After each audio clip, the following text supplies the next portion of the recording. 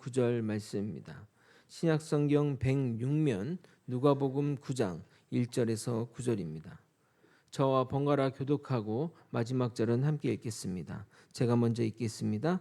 예수께서 12 제자를 불러 모으사 모든 귀신을 제어하며 병을 고치는 능력과 권위를 주시고 하나님의 나라를 전파하며 앓는 자를 고치게 하려고 내보내시며 이르시되 여행을 위하여 아무것도 가지지 말라. 지팡이나 배낭이나 양식이나 돈이나 두 벌 옷을 가지지 말며 어느 집에 들어가든지 거기서 머물다가 거기서 떠나라. 누구든지 너희를 영접하지 아니하거든 그 성에서 떠날 때에 너희 발에서 먼지를 떨어버려 그들에게 증거를 삼으라 하시니 제자들이 나가 각 마을에 두루 다니며 곳곳에 복음을 전하며 병을 고치더라. 분봉왕 헤롯이 이 모든 일을 듣고 심히 당황하니 이는 어떤 사람은 요한이 죽은 자 가운데서 살아났다고도 하며 어떤 사람은 엘리야가 나타났다고도 하며 어떤 사람은 옛 선지자 한 사람이 다시 살아났다고도 함이라. 함께 읽겠습니다. 헤롯이 이르되 요한은 내가 목을 베었거늘 이제 이런 일이 들리니 이 사람이 누군가 하며 그를 보고자 하더라. 아멘. 아가페 찬 지난주 우리는 두 명의 다른 듯 같은 처지의 여성을 보았습니다. 한 명은 12년 동안 혈류증으로 인해 육체적 고통뿐만 아니라 정신적 고통 그리고 병으로 인한 경제적 고통까지 겪으며 살 소망마저 잃은 한 여인과 원인 모를 병으로 걸려 죽음에 이른 12살 소녀를 보았습니다. 그런데 둘 다 절망의 끝에서 예수님을 만났고 새로운 살 길을 받게 되었습니다. 이 시대를 살아가는 현대인들도 모양만 다를 뿐 두 여성들처럼 절망 가운데 살아가는 자들입니다. 본인이 인지하든 인지하지 못하든 말입니다.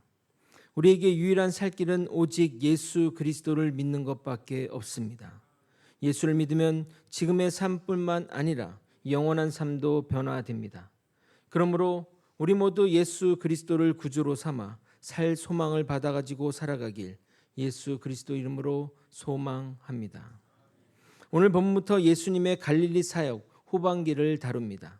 예수님의 갈릴리 사역은 크게 전반기와 후반기로 구분하는데 시간적 구분이 아니라 예수님의 사역의 방향과 성격이 크게 전환되는 것을 기준으로 구분합니다. 전반기 사역은 일반 무리를 향한 말씀 사역이 주를 이뤘다면 후반기 사역은 12 사도 훈련에 집중하시는 사역입니다. 예수님이 이렇게 사역을 전환하시는 이유는 예수님이 승천하시기 이후를 대비하기 위해서입니다. 이처럼 예수님은 시간을 허투루 쓰지 않으시며 컴팩트하게 사역에 몰두하십니다. 오늘은 제자 훈련 사역의 일반적인 내용과 예수님은 어떻게 제자 훈련을 시켰는지 살펴보고 우리 사역의 방향성을 생각해 보겠습니다. 오늘도 주님의 뒤를 따라가며 사역의 방향성과 목표를 설정해가는 우리가 되길 예수 그리스도 이름으로 소원합니다. 예수님은 당신의 공생에 1년을 남기시고 본격적인 제자 훈련에 초점을 맞추셨습니다. 말씀 사역 못지않게 더 열심히 제자 훈련에 집중하셨습니다.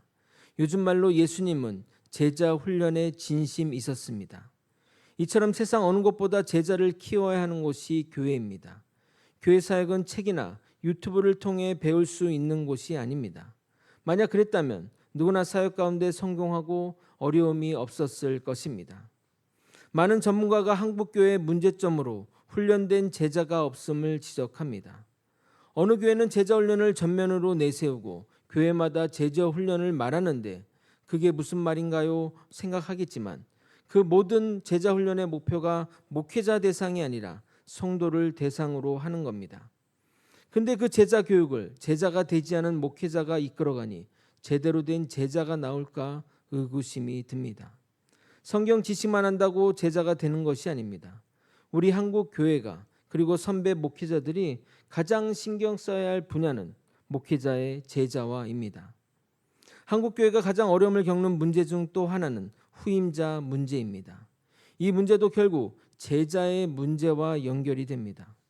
성도 여러분, 제가 던지는 화두를 좀 생각해 보시기 바랍니다. 그래서 제가 사역을 그만두고 저의 후임자를 골라야 할 때 생각해 보셨으면 좋겠습니다. 지금 한국교회 청빙 시스템은 교인이 목회자를 정하는 시스템입니다. 그런데 잘 생각해 보면 이 구조는 비전문가가 전문가를 고르는 시스템입니다. 비전문가란 말에 기분이 나빠하실지 모르지만 반박의 여지가 없는 사실입니다. 어느 조직이나 회사를 봐도 비전문가가 전문가를 선택하는 경우는 없습니다. 의사를 뽑을 때 환자들이 고르거나 학생이 선생님을 결정한다거나 직원이 회사의 대표를 고르지 않습니다. 아니 목사님, 대통령도 국민이 고르지 않습니까? 왜 없다고 하십니까? 맞습니다. 그렇지만 정치가는 그동안의 정치 이력을 국민들이 잘 알고 여러 언론과 당과 여러 채널을 통해 검증되고 그동안의 정치 결과물이 있기에 판단할 근거가 많습니다. 그러나 목회자는 종이로 된 이력서와 자기소개서, 스펙 및 경력 증명서, 그리고 설교 한두 번을 듣고 판단하는 것 아니겠습니까? 그 사람의 인격과 성품, 신앙의 삶은 무엇을 보고 판단하시겠습니까? 여러분의 영혼을 맡기는 일인데 이렇게 허술할 수 있냐 이 말입니다.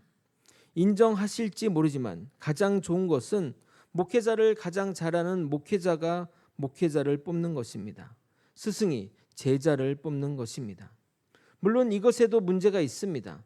혹 퇴임하는 목회자가 자신의 영향력을 지속하기 위해 지인이나 아는 이를 뽑거나 할 수 있기 때문입니다. 그러나 그런 문제는 직책의 문제가 아니라 사람의 문제라고 생각합니다. 자세히 말씀드릴 수는 없지만 우리 노회에 속한 한 교회도 후임자 문제로 교회가 두동강 나기 일보 직전입니다. 분란의 근본 원인은 내가 미는 목회자를 뽑아주지 않았기 때문에 생긴 분란입니다.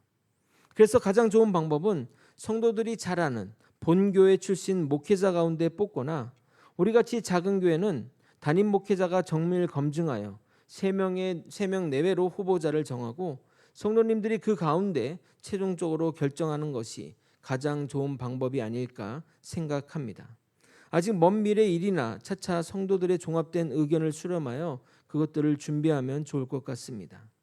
다시 본 주제로 돌아와 많은 담임 목회자가 함께 동역하는 후임 목회자를 키우고 성장시켜 예수의 제자로 성장시켜야 하는데 교회 사역에 매몰되어 제자를 만들기보다는 사역자만 만들어낼 뿐입니다.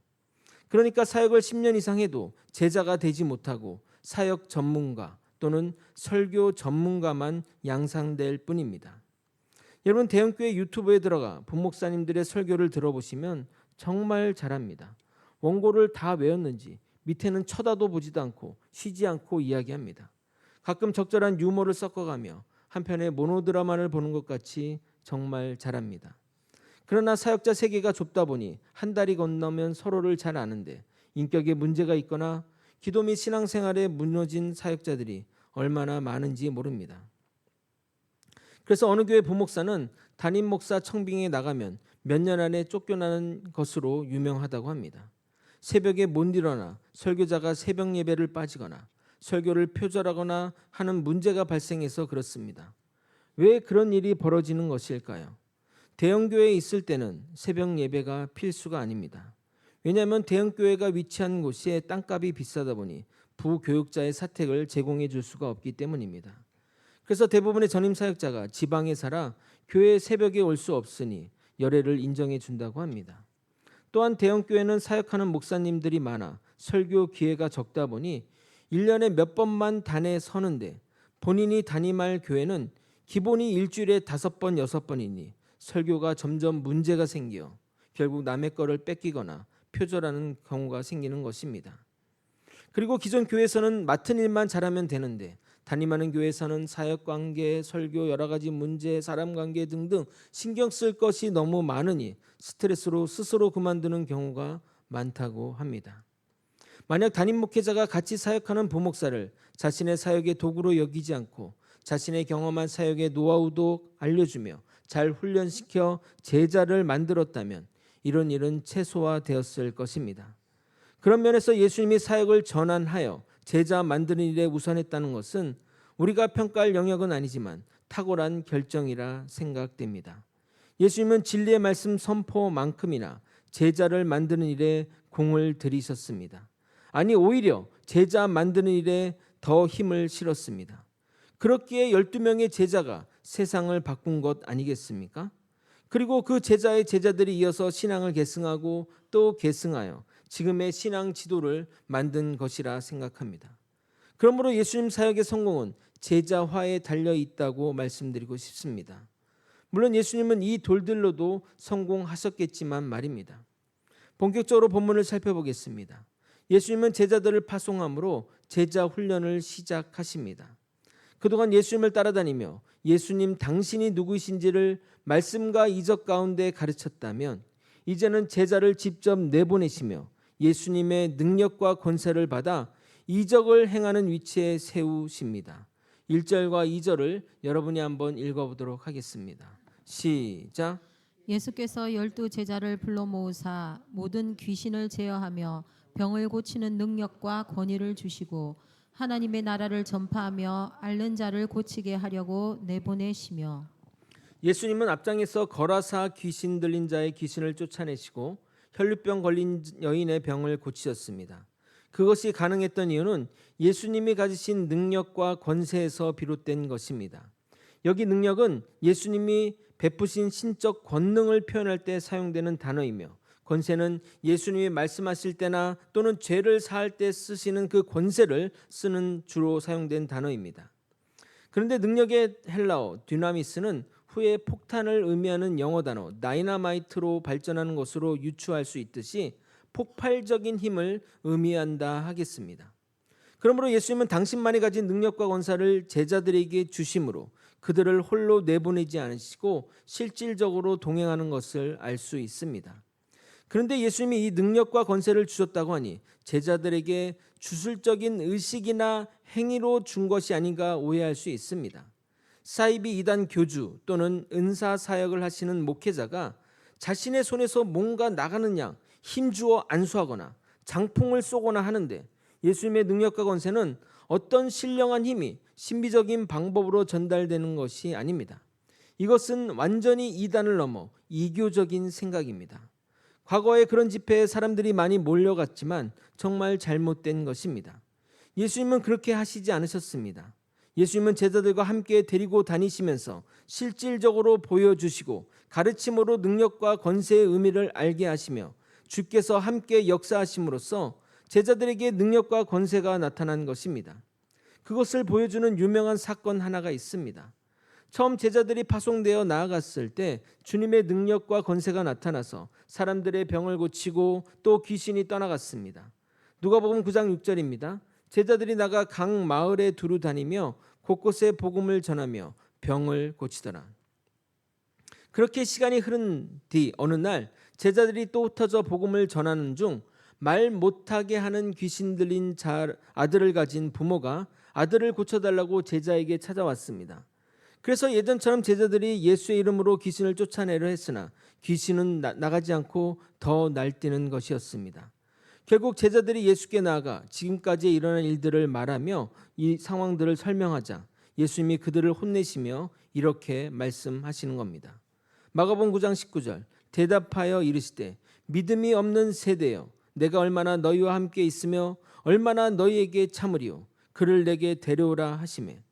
그리고 부모로부터 그 아이의 사정과 상황들을 자세히 듣고 난 후 예수님은 능력과 권세로 명하여 귀신을 쫓아내셨습니다. 마가복음 9장 25절에서 27절을 읽어드리도록 하겠습니다. 예수께서 무리가 달려와 모이는 것을 보시고 그 더러운 귀신을 꾸짖어 이르시되 말 못하고 못 듣는 귀신아 내가 내게 명하노니 그 아이에게서 나오고 다시 들어가지 말라 하시매. 귀신이 소리 지르며 아이로 심히 경련을 일으키게 하고 나가니 그 아이가 죽은 것 같이 되어 많은 사람이 말하기를 죽었다 하나 예수께서 그 손을 잡아 일으키시니 이에 일어서니라. 제자들은 자신들이 귀신을 쫓아내지 못한 것을 창피했던 건지 사람들이 다 간 후 조심스럽게 예수님께 이렇게 물어봅니다. 28절입니다. 집에 들어가심에 제자들이 조용히 묻자오되 우리는 어찌하여 능히 그 귀신을 쫓아내지 못하였나이까. 제자들의 이 말은 과거에는 귀신을 쫓아냈는데 왜 이번에는 귀신이 쫓아낼 수 없었냐는 질문입니다. 과거에 쫓아낸 귀신은 등급이 낮아 쉽게 쫓아냈는데 이번 귀신은 센 귀신이라 쫓아내지 못한 것일까요? 그렇다면 예수님의 꾸지람이 이해가 안 됩니다. 만약 귀신이 센 귀신이었다면 이렇게 말씀하셨겠죠. 허허허, 그것은 너희 힘으로 안 된다. 나에게 데려와라. 내가 해결해 주마 라고 했을 것입니다. 그러나 예수님은 그들의 믿음 없음을 꾸짖었습니다. 만약 신비한 능력이 전이된 것이라면 믿음 없는 것과 무슨 상관이 있습니까? 내가 너에게 준 능력이 떠나가지도록 잘 관리하고 잘 지키라고 꾸짖었을 것입니다. 그런데 제자들의 질문에 대한 예수님의 답변은 이러했습니다. 29절입니다. 이르시되 기도 외에 다른 것으로는 이런 종류가 나갈 수 없느니라 하시니라. 여러분, 기도가 무엇입니까? 주님을 전적으로 의뢰하는 마음, 주님에게서 답을 얻으려는 신앙의 행위 아닙니까? 그것이 바로 믿음입니다. 주님만 의지하며 주님으로부터 답을 얻으려는 것이 믿음인 것입니다. 제자들이 처음에는 귀신을 내쫓거나 병을 고칠 때 누구보다 하나님을 의지했습니다. 하나님께 간절히 기도했고 하나님만이 유일한 해결책으로 의지했습니다. 그래서 그렇게 기도하고 병을 고치니 병이 고쳐졌고 귀신을 쫓으니 쫓겨간 것입니다. 그런데 점점 시간이 흐르며 그 능력이 자신의 능력이냐, 주님께 간절히 기도하지 않아도 저절로 되는 것으로 생각한 것입니다. 결국 주님을 의지하지 않으니 능력이 나타나지 않은 것이고 예수의 이름으로 명하여 귀신을 쫓아내도 권세가 없으니 귀신이 떠나가지 않은 것입니다. 다시 본문으로 돌아와 예수님은 제자들에게 전도 여행 시 행동 수칙에 관해 말씀하시며 가지고 가지 말아야 할 목록들을 말씀하십니다. 3절을 여러분이 한번 읽어보도록 하겠습니다. 시작. 이르시되 여행을 위하여 아무것도 가지지 말라. 지팡이나 배낭이나 양식이나 돈이나 두벌 옷을 가지지 말며. 여기서 언급되는 5가지 품목은 장거리 여행자에게 있어서 최소한의 장비였습니다. 첫 번째로 지팡이는 장거리 여행자에게 꼭 필요한 도구입니다. 이스라엘은 산악 지형이 많아 오르막 내리막에는 이 지팡이가 굉장히 효율적으로 도움이 됩니다. 그리고 당시에는 야생 동물이 많았기에 지팡이를 통해 몸을 보호할 수 있으니 필수적인 도구인데 그것을 가지고 가지 말라고 하니 참 의외입니다. 두 번째로 언급된 배낭은 양식과 돈을 비롯하여 여분의 옷을 담을 수 있는 것으로 만약 그것이 없다면 손으로 들고 다녀야 하니 여간 불편한 것이 아닙니다. 그러나 이어지는 3가지 품목을 가지고 가지 말라고 하시니 여행 가방이 없어도 문제될 것이 없어 보입니다. 세 번째 양식과 네 번째 돈은 같은 목적을 위해 쓰이는 도구라 보면 될 것 같습니다. 전도 여행 시 돈은 식량 구매 외에 다른 용도로 쓰일 경우가 없기 때문입니다. 그런데 양식과 돈을 가지지 말라는 것은 그러면 금식하며 다니라는 것일까요? 그런 것이 없으면 누군가에게 도움을 요청해야 되는데 그럼 전도 여행 시 누군가에게 부탁하거나 의존해야 하는 것이 맞는 일이냐 이 말입니다. 잘 이해가 되지 않습니다. 마지막으로 두벌옷을 가지지 말라고 하셨는데 사실 두벌옷은 여행자가 가져야 할 최소한의 기준입니다. 더러워지거나 땀이 차서 냄새나면 최소한 갈아입을 옷 하나 정도는 더 있어야 하는 것 아니냐 이 말입니다. 웹툰 작가 기안84가 출연한 TV 예능 태어난 김에 세계 일주를 보셨습니까? 제가 설교 가운데 드라마나 예능을 잘 언급하지 않는 이유는 성도님들이 목사님이 성경책은 안 보고 그런 것만 본다고 오해하실까 봐 얘기를 안 하는데 사실 저는 설교를 위해 그런 것을 봅니다. 그래서 어떤 드라마가 공전의 히트를 치면 관심을 가지고 보는 편입니다. 왜냐하면 설교 가운데 그 드라마를 예로 들면 귀에 쏙쏙 들리기 때문입니다. 하여튼 각설하고 그 예능의 메인 출연자인 기안84가 여행 갈 때 두 벌 옷만 챙깁니다. 한 옷을 입고 다니고 그 옷이 더러워지거나 냄새나면 빨고 다른 옷으로 입어야 하니 두 벌 옷을 가져가는데 그것을 보는 방송 패널은 경악을 금치 못합니다. 어떻게 그 긴 여행 가운데 두 벌 옷만 입냐고 말입니다. 그래서 그를 보는 시선이 시대의 이단화로 보는데 예수님은 더하십니다. 한 벌 옷으로 버티라고 하시니 말입니다. 아마 이런 제자가 접근하여 복음을 전한다면 냄새가 나서 사람들이 오히려 피할 것 같습니다. 아닙니까? 왜 예수님은 이런 이해가 잘 되지 않는 명령을 내리시는 것일까요? 오히려 전도에 비효율적으로 보이는 명령 말입니다. 여기서 예수님이 제자들을 파송한 이유를 명확하게 볼 수 있습니다. 예수님은 전도의 목적으로만 제자를 보내신 것이 아닙니다. 바로 제자를 훈련하기 위한 목적이 더 큽니다. 예수님께서 제자들에게 아무것도 가지지 말라고 하신 이유는 그들의 전도 여행을 통해 하나님의 전적인 공급을 의지하도록 훈련하시기 위해서입니다. 그럼 예수님은 이것을 통해 제자들에게 구체적으로 무엇을 가르치고자 하는지 살펴보도록 하겠습니다. 첫 번째로 물질에 의지하지 말고 하나님의 섭리와 인도하심에 의지하게 하려고 아무것도 가지지 말라고 하신 것입니다. 제가 과거에 아프리카에 선교 여행을 다녀온 적이 있었습니다. 주로 아프리카 오지를 다녔는데 거기는 정말 기도밖에는 할 것이 하나도 없습니다. 의료시설 자체가 없고 가려고 해도 몇 시간 차를 타고 가야 하니 원주민들은 민간요법을 따르거나 주술사의 주술을 의지합니다. 한 마을에 갔는데 비전문가인 제가 얼핏 보기에도 그 사람이 암에 걸린 것 같았습니다. 그러나 암 진단을 받는다 할지라도 어떻게 하겠으며 그 병원비는 누가 감당하겠습니까? 그러니 우리 또한 아픈 이들을 보며 기도밖에 할 것이 없는 겁니다. 그런데 아프리카 있을 때를 돌이켜 생각하게 보면 제 신앙생활에서 가장 믿음이 좋았던 때 같습니다. 모든 것을 기도로 했으니 말입니다. 나중에 자세히 말할 일이 있겠지만 정말 기도로 팔이 부러진 자를 고치기도 했습니다. 한 청년이 2층에서 일하다 떨어져 팔이 너덜너덜하게 부러졌는데 부목을 대고 기도했는데 믿을지 모르겠지만 다음날 팔이 붙었습니다. 제가 선교 여행을 강조하는 이유가 이런 놀라운 역사를 자주 목격하기 때문입니다. 교회에서 이런 것들을 준비하면 꼭 함께 가시길 소망합니다. 두 번째로 복음 전파의 긴급성과 단순성을 강조하기 위해서입니다. 짐을 챙기며 머물거릴 시간이 없을 만큼 복음 전파는 시급한 것이며 그 일에 세상의 안락함과 편리함에 얽매이지 말아야 함을 가르치기 위해서입니다. 세 번째로 복음 전파의 겸손한 자세를 가르치기 위해서입니다. 풍족함이 아닌 절제와 검소한 삶 속에서 복음을 전할 때 그 진정성이 드러나고 사람들로 하여금 말씀에 집중하게 됩니다. 제3세계 선교를 중심으로 한 선교단체가 지난 20년의 선교를 정리하며 보고서를 발표했는데 보고서의 결론은 이러했습니다. 엄청난 물량과 많은 사람이 선교에 참여하여 그 지역의 교회도 수백 개를 짓고 세례자도 엄청 많이 양산했으나 20년이 지난 지금 건물만 남은 교회가 절반이 넘어가고 수많은 세례자는 사라지고 일부만 교회를 지키고 있다고 합니다. 과거와 달리 헌신하는 선교사의 숫자가 더욱 줄어들어 교회의 공동화는 더욱 가속화될 것이라고 말합니다.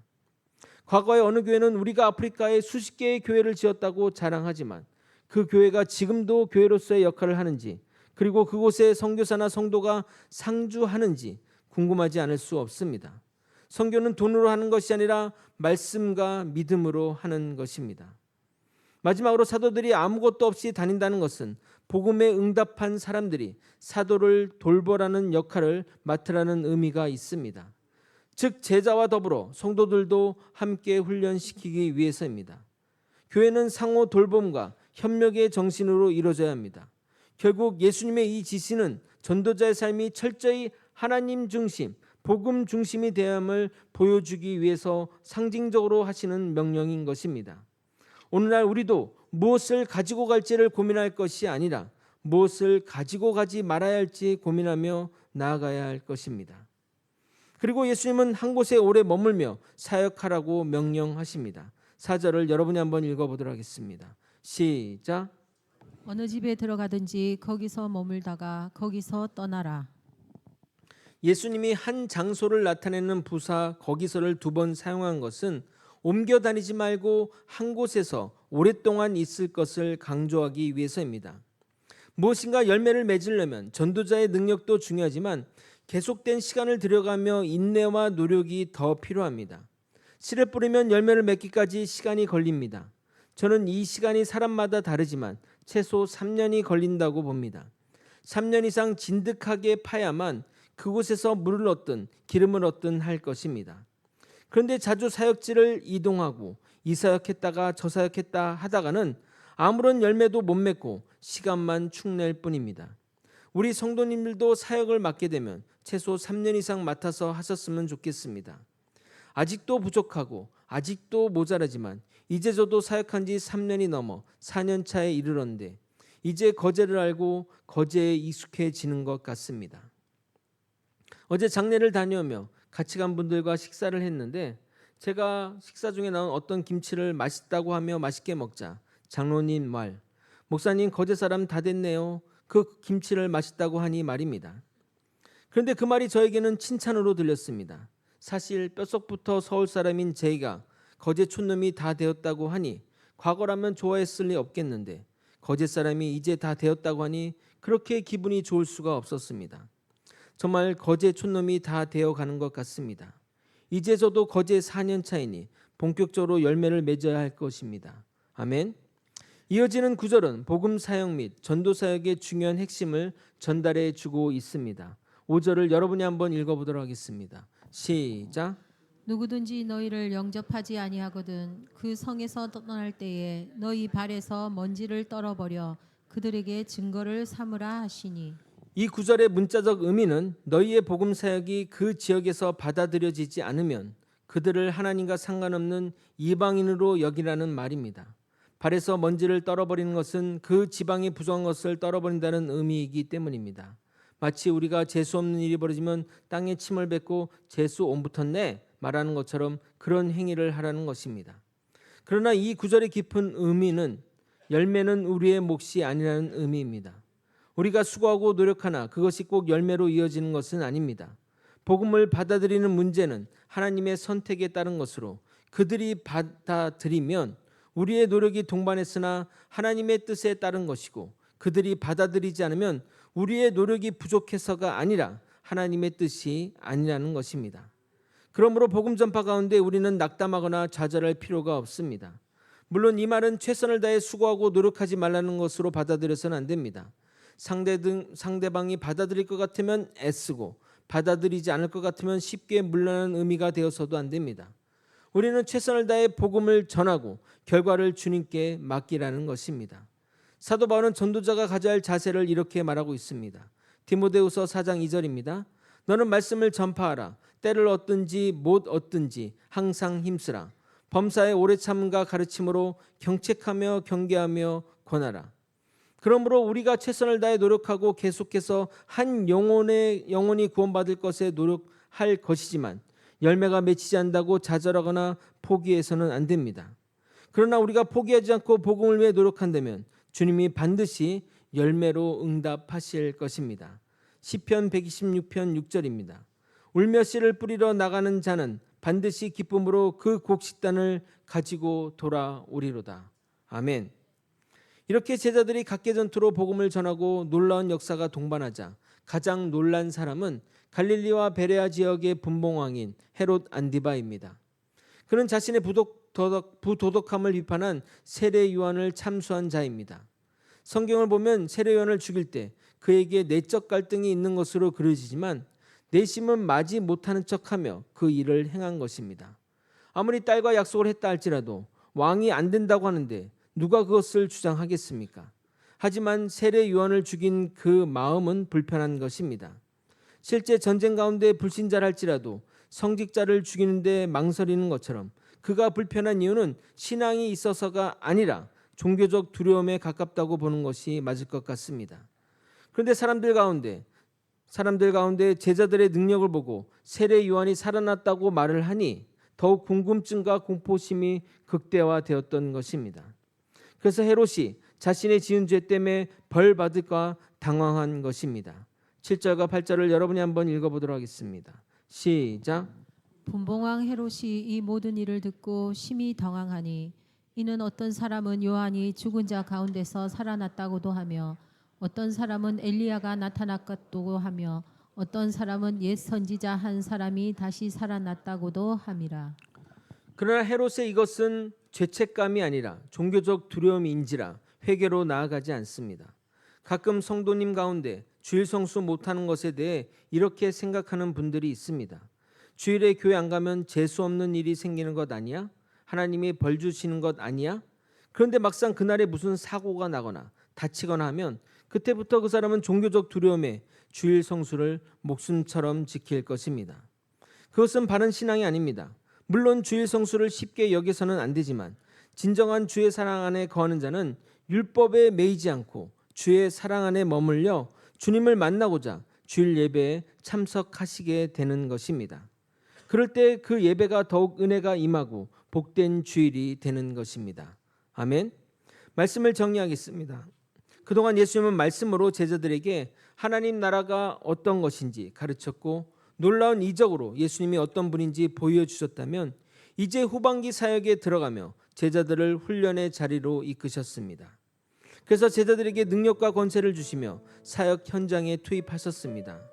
예수님은 말씀 사역보다 제자 훈련 사역을 더 중요하게 여겼습니다. 왜냐하면 예수님이 우리와 항상 함께 계신 것이 아니기 때문입니다. 그리고 예수님은 전도 여행 시에 전도자가 가지고 가지 말아야 할 것과 전도 여행 가운데 행할 것을 말씀하셨습니다. 그 모든 명령 안에는 제자들을 훈련하기 위한 목적이 담겨 있음을 명심하셔야 합니다. 우리가 선교할 때 목적이 우리가 선교할 사람을 위해 가는 것이기도 하지만 선교를 나서는 우리의 신앙 발전을 위해 가는 목적도 있음을 잊어서는 안 됩니다. 저는 오히려 후자가 더 중요하다고 생각하는 편입니다. 마지막으로 복음의 열매는 우리의 영역이 아닙니다. 그러나 우리는 최선을 다해 복음을 전해야 합니다. 울며 씨를 뿌리러 나간 자는 반드시 열매를 맺는다고 하시니 하나님은 우리의 눈물과 노력을 헛되게 하지 않으실 것입니다. 여러분의 사랑하는 가족과 친척, 친구에게 복음을 전하도록 최선의 노력을 하시기를 소망합니다. 우리 모두 주의 말씀에 의지하여 주의 제자로 거듭남으로 주의 사명 감당하며 살아가는 사명자가 되시길 예수 그리스도 이름으로 축원드립니다. 함께 찬양하며 기도의 자리로 나가도록 하겠습니다.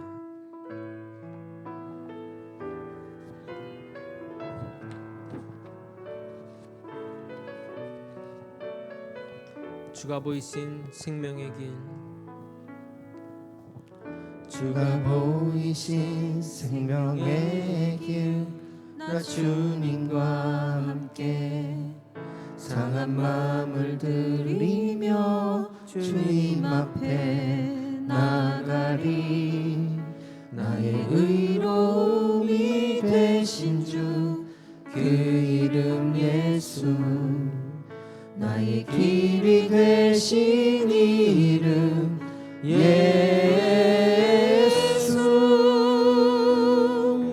나의 길 오직 그가 하시나니, 나를 단련하신 후에 내가 정금같이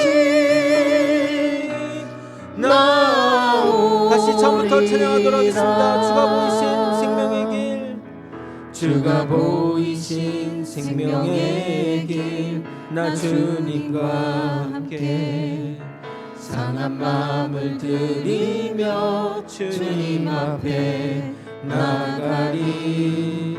나의 의로움이 되신 주, 그 이름 예수, 나의 길이 되신 이름 예수.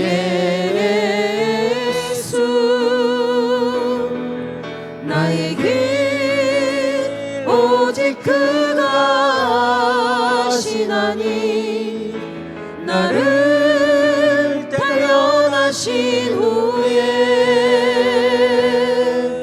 내가 정금같이 나오리라. 나의 길 오직 그가 하시나니, 나의 길 오직 그가 하시나니, 나를 단련하신 후에 내가 정금같이 마지막으로 나의 길 오직 그가 하시나니, 나의 길 오직 그가 하시나니, 나를 단련하신 후에 내가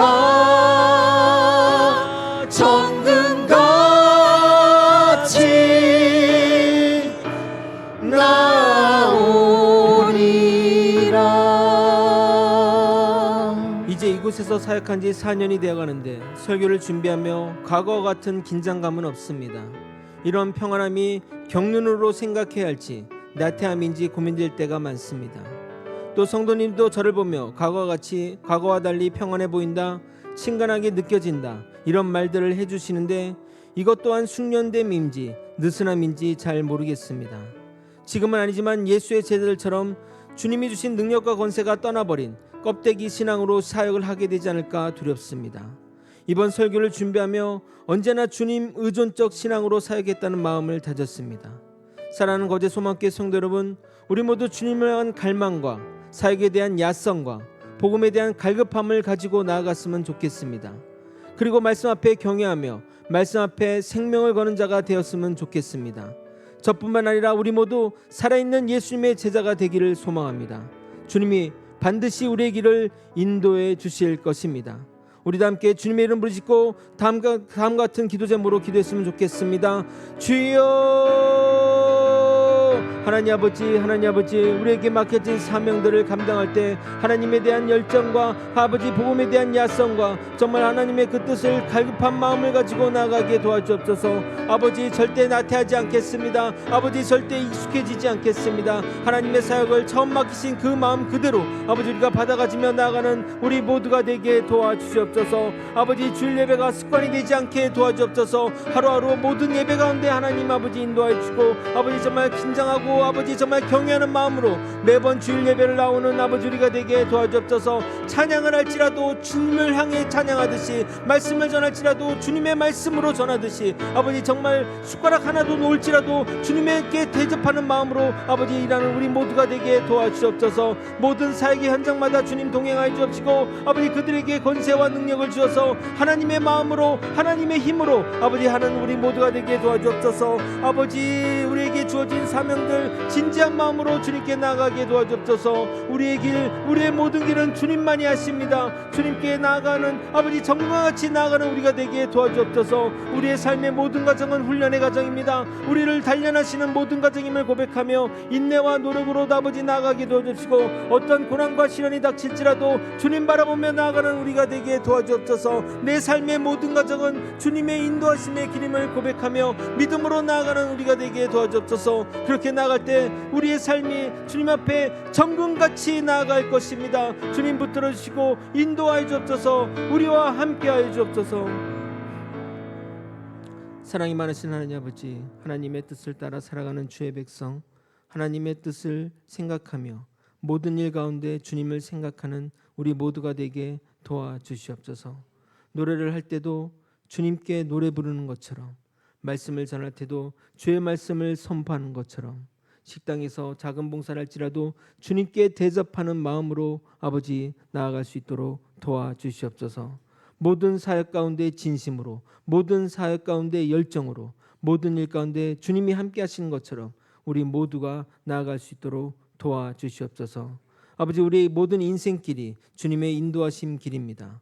우리에게 허락된 인내와 아버지 그 고난과 어려움도 다 주님이 허락하신 훈련의 과정이라 믿고 우리가 정금같이 나아갈 수 있도록 이끌어 주시옵소서.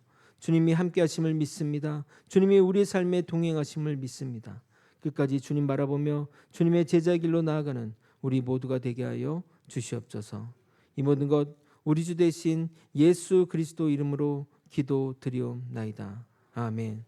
지금은 우리 구주 예수 그리스도의 은혜와 하나님 아버지의 크신 사랑과 성령 하나님의 감동감화 교통 역사하시는 귀한 은총이 예수의 제자가 되어 주님이 걸어가신 길을 지금도 앞으로도 계속 걸어가고자 애쓰는 믿음의 성도님 머리 위에, 그 가정 위에, 그리고 거제 소망교회 위에 이제로부터 영원히 함께 있을지어다.